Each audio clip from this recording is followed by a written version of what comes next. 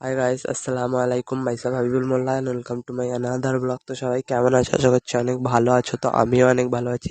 আজকে চলে এসেছি একটা আমার ফার্স্ট ব্লগ নিয়ে। তো চলো আমার ব্লগ দেখতে থাকো, মজা পাবে। তো দেখার আগে অবশ্যই চ্যানেলটিকে সাবস্ক্রাইব করে আমাদের পাশে দেখো। তো চলো আমাদের গ্রামের ভিউ তোমাদেরকে দেখাই।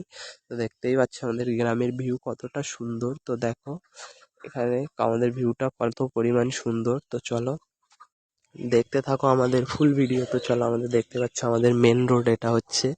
তো এখানে আমাদের দুটো ভাইয়ের সাথে দেখা হয়ে গেল। ভাই দুটো অনেক কিউট। তো চলো, ভাই দুটো দেখছে আমি কিভাবে ভিডিও বানাচ্ছি, ওরাও বলছে যে আমরাও একদিন বানাবো দাদা। তো চলো, দেখতেই পাচ্ছ ওদের হাতে একটু হ্যান্ডশেক করে নিলাম। নেওয়ার পরে এখন আমি সামনের দিকে ফিরে এগোচ্ছি। এখানে একটা বোন জলের বোতল বেরোচ্ছে।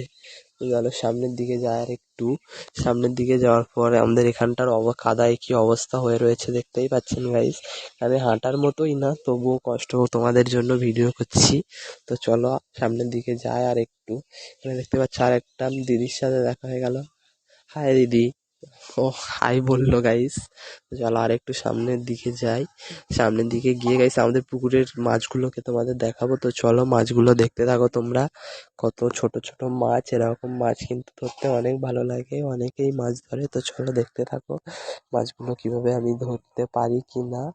তো গাইস একটা মাছ এখানে কিন্তু একজন এসে আমাকে অনেক বকাবকি করছিল।